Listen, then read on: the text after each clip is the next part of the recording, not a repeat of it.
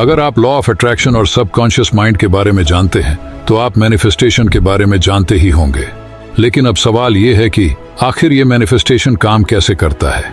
अगर law of attraction एक law है तो वो सबके लिए समान होना चाहिए। आखिर क्यों कुछ लोगों के लिए ये काम करता है और कुछ लोगों के लिए ये काम नहीं करता। आखिर मैनिफेस्टेशन का असली मतलब और उसके पीछे का क्या सीक्रेट है, चलिए जानते हैं आज के इस वीडियो में।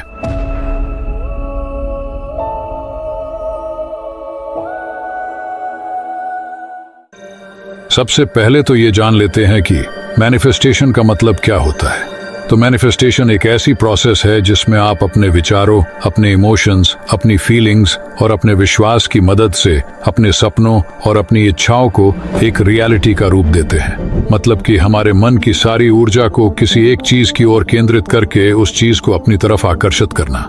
ये एक मेंटली और स्पिरिचुअल अभ्यास है जिसकी मदद से आप खुद को और अपनी आसपास के एनवायरनमेंट को बेहतर बनाते हो। हमारे विचार, हमारे इमोशंस और हमारी फीलिंग, ये तीनों चीजें हमारे पूरे जीवन को प्रभावित करती है और फिर उसी प्रकार से हम चीजों को और उस तरह के एनवायरनमेंट को हम अपनी तरफ आकर्षित करते हैं। यानी मैनिफेस्टेशन का मतलब यही हुआ कि हमारे विचार, इमोशंस और फीलिंग को हमारे सपनों और इच्छाओं के साथ अलाइन करना। अगर इसे आपको फिल्मी तरीके से बताऊं तो कहते हैं अगर किसी चीज को दिल से चाहो तो पूरी कायनात उसे तुमसे मिलाने की कोशिश में लग जाती है। अभी आपको मैनिफेस्टेशन होता क्या है उसके बारे में पता चल गया होगा। अभी इसके पीछे के बेसिक साइंस को समझने की कोशिश करते हैं। तो देखो, जब भी आप अपने दिमाग में किसी चीज की तस्वीर या फिर किसी चीज को बार बार बोलते हो तो आपके दिमाग में उससे जुड़ा एक नया न्यूरल पाथवे क्रिएट होता है जिससे आपकी उस चीज से जुड़ी क्लियरिटी बढ़ने लगती है और फिर धीरे धीरे करके आपके इमोशंस और फीलिंग भी इससे जुड़ने लगते हैं जिससे वो न्यूरॉन कनेक्शन और स्ट्रांग होता है। जितना ज्यादा आप अपने दिमाग में इमोशंस को क्रिएट करेंगे उतना ही ज्यादा आप उसको मैनिफेस्ट करेंगे और यही न्यूरोप्लास्टिसिटी के पीछे का साइंस है। पहले ये माना जाता था कि हम सिर्फ किसी फिजिकल प्रैक्टिस से ही नए न्यूरॉन्स का कनेक्शन बना सकते हैं, लेकिन अभी हुई कुछ रिसर्च से ये पता चला है कि हमारे दिमाग को इमेजिनेशन और रियलिटी के बीच का फर्क पता नहीं चलता। आप किसी भी चीज को बार बार विजुअलाइज करके अपने ब्रेन के अंदर एक नया न्यूरल पाथवे क्रिएट कर सकते हैं, लेकिन इसका मतलब ये भी नहीं कि आप सिर्फ विजुअलाइज करके बाइक चलाना सीख सकते हो। विजुअलाइजेशन सिर्फ आपको उस चीज को समझने में और आपके दिमाग की क्लैरिटी के लिए है। उससे आपके दिमाग को ये पता चल पाए कि आपको किस चीज को ज्यादा प्रायोरिटी देनी है और इससे आपका दिमाग उस चीज से रिलेटेड सभी चीजों को अब्सॉर्ब कर पाए और आपको उस चीज तक पहुंचने की नई नई अपॉर्चुनिटी दिखा पाए। और इसके अलावा हमारे दिमाग में एक और चीज होती है जो बहुत ही इंटरेस्टिंग है, जिसे रेटिकुलर एक्टिवेशन सिस्टम यानी कि RAS कहते हैं। RAS हमारे ब्रेन का एक महत्वपूर्ण हिस्सा है जो हमारी कॉन्शियसनेस और हमारे फोकस को कंट्रोल करता है। का एक एल्गोरिदम हमारे ब्रेन में भी होता है और उसी को रेटिकुलर एक्टिवेशन सिस्टम कहते हैं और इसे आपने कई बार एक्सपीरियंस भी किया होगा। जैसे कि मान लो आपको कोई कार खरीदनी है तो सबसे पहले आप उस कार के बारे में सही से जानकारी लेते हैं। आप उसकी पूरी डिटेल के बारे में जानते हो और फिर जब आप कहीं भी रास्ते में आ जा रहे हो तो आपको वही कार बार बार देखने को मिलती है, जैसे रोड पे कहीं बैनर या पोस्टर में। अभी इसका मतलब ये नहीं कि वो पहले मौजूद नहीं थी और अभी ही आपको बार बार दिखाई दे रही है। इसका मतलब ये हुआ कि आपने उस कार के बारे में अच्छे से जाना है, उसको कई बार अनजाने में ही आपने विजुअलाइज भी किया है और इसीलिए आपके RAS ने उसको आपकी प्रायोरिटी बना लिया है। और इसीलिए रास्ते में जा रही सभी कार्स को इग्नोर करके आपका RAS सिर्फ उसी कार पे फोकस करता है, जिससे आपको ऐसा लगता है कि आपको वही कार बार बार दिख रही है।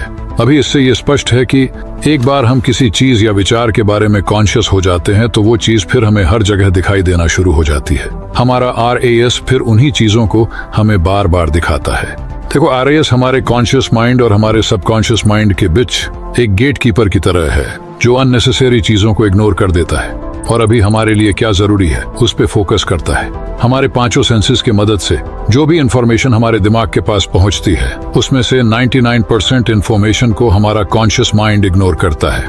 RAS हमें अवेयर करता है कि कौन सी चीज हमारे लिए जरूरी है।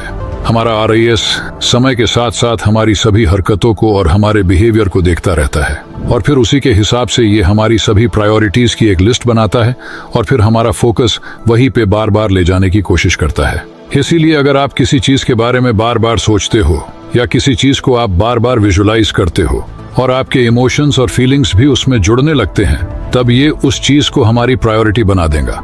और फिर आपका RAS उस चीज को सही साबित करने के लिए सबूत ढूंढना शुरू कर देगा और आपको फिर वही चीजें बार बार दिखाएगा जो उस चीज से जुड़ी है, जिससे आपको उस चीज तक पहुंचने की और अपॉर्चुनिटीज मिलने की संभावना बढ़ जाती है।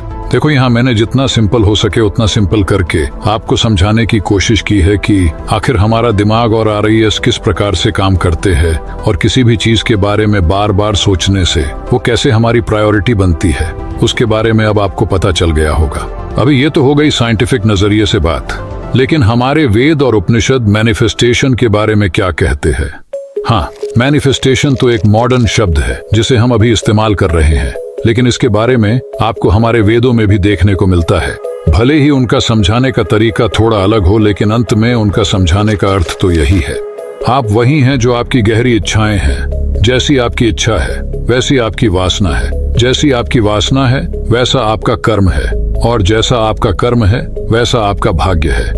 ये बात बृहदारण्यक उपनिषद में लिखी हुई है, और अगर आप इसको ध्यान से समझने की कोशिश करोगे तो ये बात हमें सीधे सीधे लॉ ऑफ अट्रैक्शन और मैनिफेस्टेशन की ओर इशारा कर रही है। देखो, जब से हमने इस दुनिया में जन्म लिया है तब से हम ही हमारी दुनिया के क्रिएटर है। हमारा इस दुनिया में जन्म तो सिर्फ एक इफेक्ट है, लेकिन हमारी इच्छाएं इस दुनिया में रहने का कारण। जन्म के तुरंत बाद ही हमारे अंदर अनगिनत इच्छाएं पैदा होने लगती है, और इन्हीं इच्छाओं की वजह से इंसान खुद का जो ट्रू नेचर है उसे भूल जाता है। इंसान का ट्रू नेचर है परम आनंद, लेकिन वो इन इच्छाओं के पीछे भागने में इस परम आनंद को ही खो बैठता है। इसीलिए सबसे पहले आपका जो ट्रू नेचर है उसे जानने की कोशिश करो, मतलब कि आप खुद कौन हो और आपके अंदर का जो डीप ड्राइविंग डिजायर यानी कि आपकी गहरी प्रेरक इच्छा क्या है उसे जानने की कोशिश करो, क्योंकि गहरी प्रेरक इच्छा से ही आपके अंदर एक वासना पैदा होती है, और वासना आपके अंदर का एक अनमैनिफेस्टेड बीज है, और ये बीज एक सही एनवायरनमेंट का इंतजार करता है, और जैसे ही उसे अपने अनुकूल एनवायरनमेंट मिलता है तो वो अपनी जड़ पकड़ लेता है और फिर धीरे धीरे वो बढ़ने लगता है, मतलब वो मैनिफेस्ट होना शुरू हो जाता है। इसीलिए अपने डीप ड्राइविंग डिजायर को, यानी कि आपकी गहरी प्रेरक इच्छा क्या है, उसे जानने की कोशिश करो, क्योंकि वो इच्छा ही आपका इनहेरेंट नेचर यानी कि आपका ट्रू नेचर है। अगर आप अपने ट्रू नेचर के खिलाफ कुछ मांगेंगे तो वो चीज कभी भी आपके पास नहीं आएगी, क्योंकि वो आपके इनहेरेंट नेचर के खिलाफ है, और इसीलिए कई लोगों के साथ ये मैनिफेस्टेशन वर्क नहीं करता। मान लो कि आप एक इंट्रोवर्ट टाइप पर्सन है और आपको अकेले में रहकर काम करना पसंद है, लेकिन अगर आप फिर एक मोटिवेशनल स्पीकर या आप फिर एक नेता बनने का सोचते हैं क्योंकि आपको लगता है कि वहां आपको ज्यादा पॉपुलैरिटी मिलेंगी, तो वो चीज आप कभी भी हासिल नहीं कर पाएंगे, क्योंकि आपका इनहेरेंट नेचर स्पॉटलाइट में रहना नहीं है। आपका इनहेरेंट नेचर है अकेले में रहकर काम करना, और इसी मिसअलाइनमेंट के कारण आप कुछ करते भी हो तो वहां आप हमेशा स्ट्रेसफुल और खुद को बेचैन ही पाएंगे। लेकिन वही आप एक लेखक, साइंटिस्ट या फिर एक रिसर्चर बनने की इच्छा रखते हो, जहां आप इंडिपेंडेंटली अपने एकांत में काम कर सके, जहां आप अपनी पूरी क्षमता के साथ काम कर सके, तो वहां आपके सक्सेसफुल होने के चांसेस बहुत ही ज्यादा बढ़ जाते हैं, क्योंकि वहां आपका इनहेरेंट नेचर आपकी इच्छा के साथ अलाइन हो जाता है, और वहां आपको एक संतुष्टि और आनंद का एहसास भी होता है। अगर आप अपने इनहेरेंट नेचर के विरुद्ध जाके कुछ मांगेंगे या उसे पाने की इच्छा रखेंगे तो शायद वो चीज आप कभी भी हासिल नहीं कर पाएंगे। लेकिन अब सवाल ये है कि हम पता कैसे करें कि हमारा इनहेरेंट नेचर क्या है, और क्या हम अपने इनहेरेंट नेचर को अपनी इच्छाओं के अकॉर्डिंग बदल सकते हैं? तो इसका जवाब है हाँ, लेकिन जब तक हो आप अपने इनहेरेंट नेचर के अकॉर्डिंग ही किसी चीजों को मैनिफेस्ट करने की कोशिश करें। अगर आप अपनी इच्छाओं के अकॉर्डिंग अपने इनहेरेंट नेचर को बदलने जाएंगे तो उसमें आपको ज्यादा टाइम लग सकता है। आई होप कि मैं क्या समझाना चाहता हूँ वो आप समझ रहे होंगे, लेकिन इसे समझना बहुत ही जरूरी है, क्योंकि यही मैनिफेस्टेशन का एक मूल है। हमारा इनहेरेंट नेचर हमारे जेनेटिक्स, हमारे आसपास के एनवायरनमेंट और हमारे एक्सपीरियंस के अकॉर्डिंग ही बनता है। और अगर आपको अपना इनहेरेंट नेचर जानना है तो आपको सेल्फ अवेयरनेस पे काम करना पड़ेगा। आपको खुद से ही सवाल पूछ के उसके खुद ही जवाब ढूंढने होंगे। आपको चीजों को ऑब्जर्व करना होगा, और जितना हो सके उतना मेडिटेशन की प्रैक्टिस करनी पड़ेगी। हाँ, मैंने जितना सिंपल हो सके उतना सिंपल करके बताने की कोशिश की है, ताकि आप मैनिफेस्टेशन को पूरी तरह से जान पाओ। और आपको शायद ये सवाल का भी जवाब मिल गया होगा कि कुछ लोगों के लिए ये काम क्यों नहीं करता।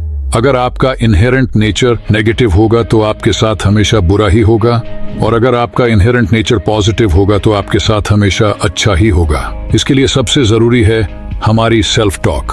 हर एक इंसान खुद से बात करता है और वो जिस प्रकार से खुद से बात करता है उसी हिसाब से उसके दिमाग के अंदर मोशंस क्रिएट होते हैं, और जैसे उसके मोशंस क्रिएट होते हैं वैसी ही उसकी इच्छाएं प्रकट होती है, और इच्छाओं की वजह से ही वासना उत्पन्न होती है, और वासना ही हमसे कर्म यानी कि एक्शन करवाती है, और अपने कर्म के हिसाब से ही हम किसी चीज तक पहुंच सकते हैं। मतलब इसकी शुरुआत तो एक विचार से ही होती है, वो विचार फिर उसके जैसे अनेक विचारों को जन्म देता है, और जिससे एक इच्छा बनती है, और एक जैसी अनेक इच्छाओं को मिला के आपके अंदर एक गहरी प्रेरक इच्छा बनती है, और वो ही आपका ट्रू नेचर बनता है। इसके लिए सबसे जरूरी है पॉजिटिव थिंकिंग, और अभी बाकी सारी चीजें तो नॉर्मल है, जिसे करना तो जरूरी ही है, जैसे कि रोज विजुअलाइजेशन करना, रोज पॉजिटिव एफर्मेशन का अभ्यास करना, और खुद से हमेशा पॉजिटिव सेल्फ टॉक, अपनी आदतों में बदलाव करना। ये सब चीजें तो आपके डेली रूटीन का एक पार्ट होना ही चाहिए, लेकिन आपके लिए ये जानना जरूरी था कि